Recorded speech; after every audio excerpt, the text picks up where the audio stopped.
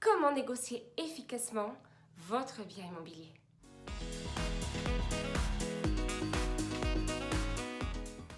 Bonjour, je suis Détilina Dutey, investisseur immobilier et coach en investissement.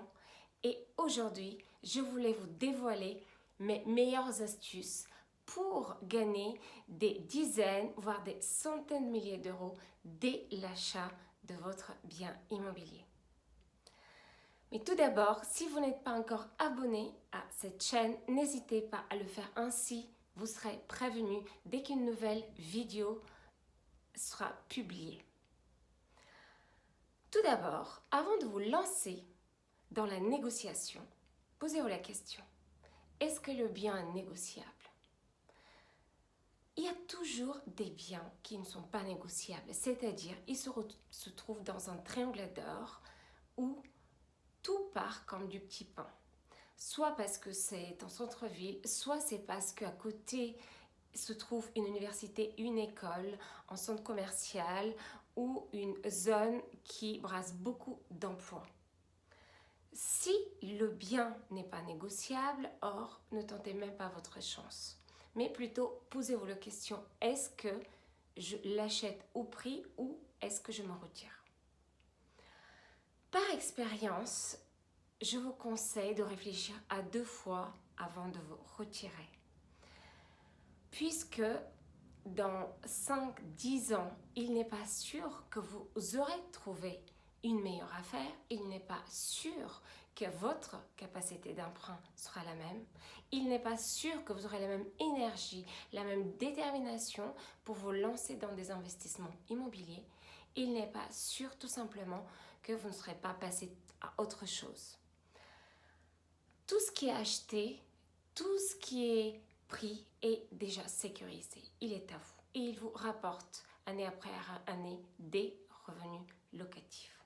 Par contre, si vous attendez de trouver l'affaire du siècle, il y a de fortes chances que les années passent et puis au bout de 3, 5, 10 ans, vous serez toujours au même point. Vous savez que le meilleur moment pour acheter ou pour investir, c'était hier. Donc, le deuxième meilleur moment, c'est aujourd'hui. Si le prix n'est pas exorbitant, et normalement, si vous vous êtes intéressé à cette annonce, à ce bien, vous aurez dû faire vos recherches. Allez-y, foncez, même si vous allez faire une offre au prix. Si le bien est négociable, alors dans ce cas-là, demandez, allez-y, foncez. Si vous ne le faites pas, vous n'obtiendrez rien. Donc, à ce stade, il n'y a pas de questions à se poser. La première chose à faire avant de continuer, évidemment, c'est de faire une enquête au préalable. Quel est le prix au mètre carré dans le quartier? Quel est ce fameux triangle d'or où les biens partent immédiatement? Y aura-t-il des changements significatifs, c'est-à-dire des rénovations d'espaces publics, de la construction de nouvelles lignes de métro ou de transport en commun? Y aura-t-il une école? Y aura-t-il un stade, un parc? Y aura-t-il des pistes cyclables? Bref, y aura-t-il des améliorations significatives du quartier? Comment vous pouvez le savoir? Déjà en faisant vos recherches sur Internet par mots-clés, ou bien en lisant tout simplement les procès-verbaux des réunions des conseils municipaux. Tout changement significatif dans un quartier doit être soumis au vote du conseil municipal. Une fois que vous connaissez ces informations, donc vous allez à votre rendez-vous et là, n'hésitez pas à jouer sur votre crédit sympathie. N'hésitez pas à vous montrer sous votre meilleur jour, déjà de façon professionnelle, en posant les bonnes questions, en ne montrant aucune émotion, surtout si le bien vous plaît. Rappelez-vous, on parle avec la tête, mais on achète avec le cœur. Et souvent, on fait des achats impulsifs parce que on est tombé sur le charme, en fait, d'un bien, d'une personne, des objets, etc. Donc, ne montrez surtout pas votre intérêt pour le bien. Ensuite, pensez à poser un maximum de questions au vendeur ou à l'agent immobilier. Le fait de traiter directement avec le vendeur n'est pas toujours une meilleure solution puisque les gens sont souvent très attachés à leurs biens, à leur maison, là où ils ont passé les 10, 15, 20 dernières années, là où ils ont des souvenirs avec leur famille, là où leurs enfants sont nés, etc.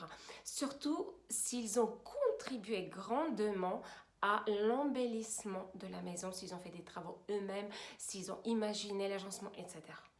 Donc souvent, les vendeurs ont tendance à surestimer leurs biens parce qu'ils y voient, ils ont raison, une valeur sentimentale. Que vous soyez en face du vendeur ou que vous soyez en face de l'agent immobilier, posez-lui un maximum de questions. Quand est-ce que le bien a été acheté? Pourquoi ils vendent? Quels seront les projets significatifs qui vont voir le jour dans les 5 ans à venir? Même si vous avez fait votre enquête au préalable, posez quand même la question pour croiser les informations.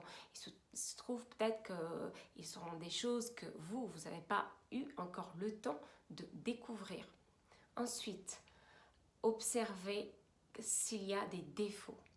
Posez des questions sur la copropriété. Évidemment, il doit vous fournir tous les documents concernant les charges, concernant des éventuels ravalements, concernant l'état de la toiture. Vous allez très vite vous apercevoir si l'appartement, la maison est lumineuse ou pas, s'il y a de l'humidité ou pas, si elle nécessite des travaux ou pas. Dans ce cas-là, au lieu de mettre en avant tout de suite les défauts, vous faites venir plutôt votre chef du chantier le plus tôt possible si vous êtes certain qu'il y a des travaux effectués dès le premier rendez-vous. Ainsi, vous faites gagner du temps au vendeur et à vous-même et c'est beaucoup plus professionnel. Vous avez déjà en tête l'enveloppe travaux qu'il va falloir intégrer dans votre crédit global. Ainsi, vous avez un argument en plus pour négocier une baisse du prix puisqu'il va falloir faire avec le budget travaux. Dans tous les cas de figure, sachez qu'il y a 2 périodes de l'année où se font la majorité des opérations immobilières. Au printemps, c'est les vendeurs qui sont en position de force parce qu'il y a beaucoup plus d'acheteurs. Les familles en général cherchent au printemps pour pouvoir déménager courant l'été pour qu'à l'automne les enfants soient scolarisés dans la nouvelle école. Et à l'automne, c'est plutôt les acheteurs qui sont en position de force parce qu'évidemment il y a beaucoup moins de monde qui cherche à acheter à cette période de l'année. Donc rapidement faites votre calcul dans la tête. Quelle période de l'année on se trouve? Posez la question clairement. Combien d'offres ils ont déjà eu et à quel prix afin que la vôtre ne soit pas complètement à côté de la plaque. Prenez le temps qu'il vous faut pour réfléchir. Mais n'oubliez pas quand même que les affaires intéressantes partent très rapidement. Faites votre proposition par écrit et mettez une date limite. Elle doit être limitée dans le temps pour créer le sentiment d'urgence. Vous n'êtes pas là à attendre, vous êtes là à faire des affaires, vous n'avez pas de temps à perdre et votre offre sera valable jusqu'à telle date, telle heure.